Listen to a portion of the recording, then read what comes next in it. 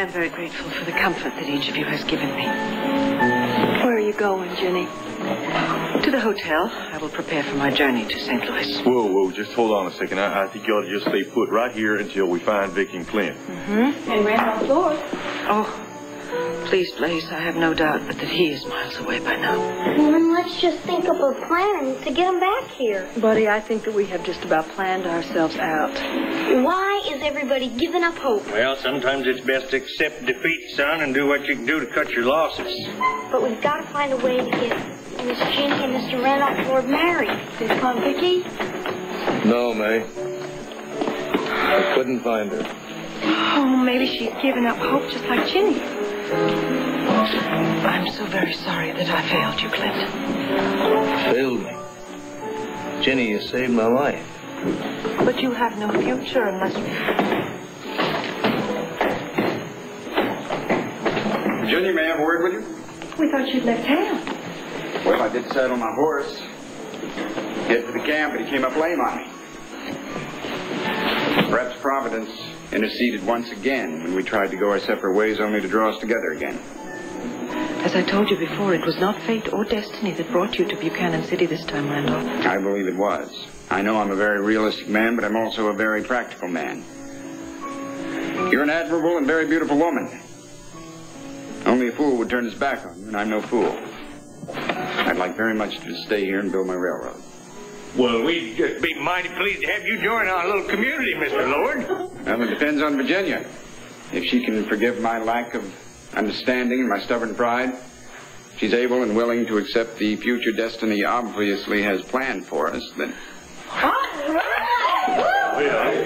Clint, I must ask your forgiveness, too.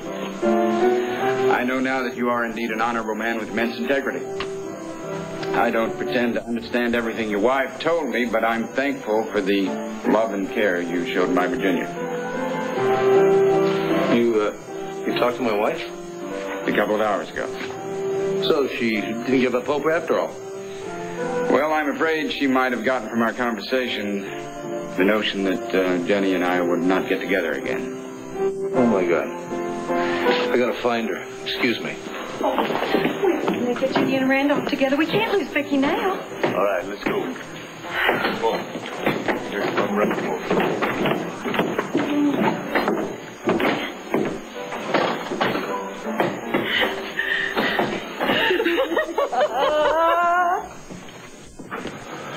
Yes. Excuse me. Have you seen my wife? No, sir.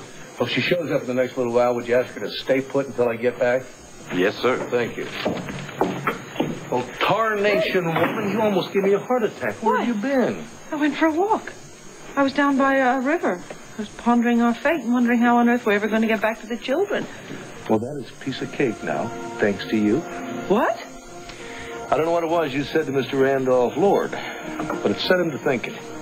And he came riding back into town, announced his intentions to stay right here in Buchanan City with Miss Ginny's approval. Oh, honey, I can't believe it. I was terrified when he left. Well, there's no need to fear for the future anymore. Wedding bells are going to ring for your great-grandparents. The past is all intact, and you and I can finally go home. Oh,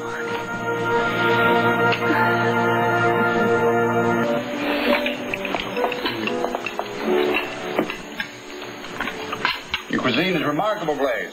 Very flavorful and hearty. Well, thank you. I'm mighty glad you like it. Since you're probably going to be having your share of it from now on. Miss Jenny's a real good cook, too. Yes, sir. Is she? Well, I have a knack with certain dishes. Well, I guess that's where Vicky gets her talent.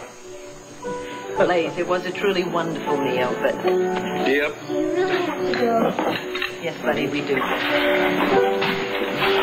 Buck, much obliged to you. You taught me a lot about strength, courage. Taught me a lot of things that, I never would have known otherwise.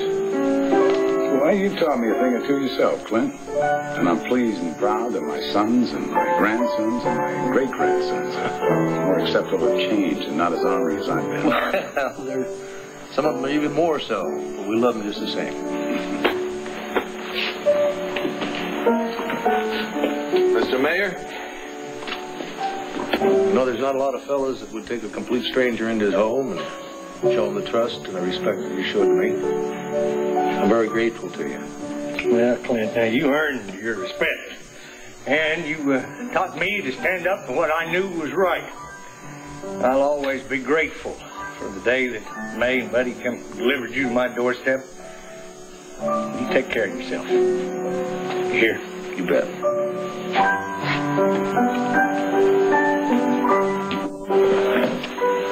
Cody? Clint. Listen, you know I ain't very good with words, but I've been downright honored to know you. Well, you know, the honor's mine. There's not a lot of fellas that give a fella full support without any doubts or questions. Well, you and me, you taught me how to trust myself. That's allowed me to trust others, and that's an important lesson. And you're going to pass that on to your children and your grandchildren. Yes, sir.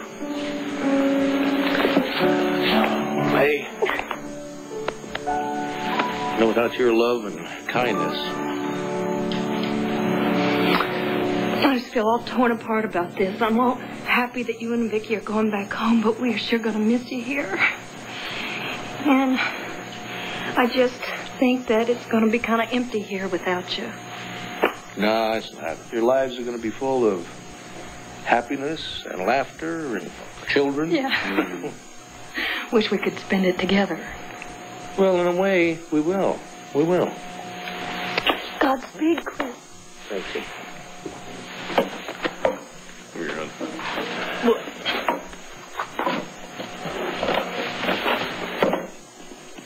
Buddy?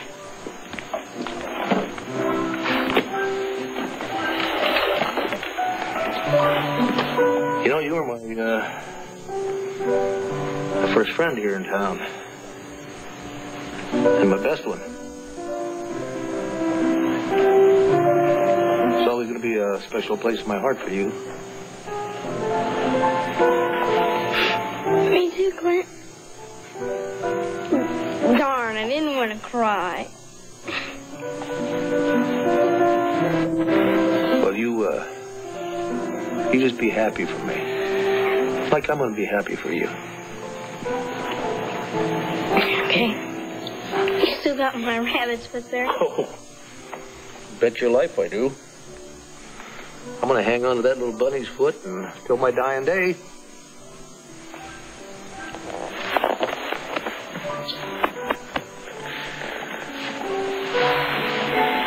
I never had the opportunity to get to know you all as well as Clint did, but I'm very grateful for the time we did have together.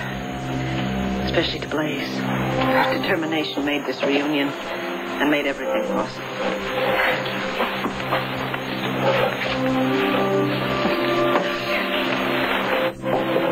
And I thank you two wonderful souls. If it weren't for you, I wouldn't even exist. If Clint had not opened his heart. Ginny, you opening your heart gave me the most happiness I've ever known. I guess it's true what they say, that the future is just the past again, entered through a different door. And perhaps it's also true that time is simply an illusion, a veil you've managed to draw aside in order to glimpse a part of yourselves. This has been an extraordinary experience. A precious gift. One that we shall treasure always. Victoria, I would very much like for you to have this. May it warm you, as your love will always warm me. Thank you. Randolph? Blaze?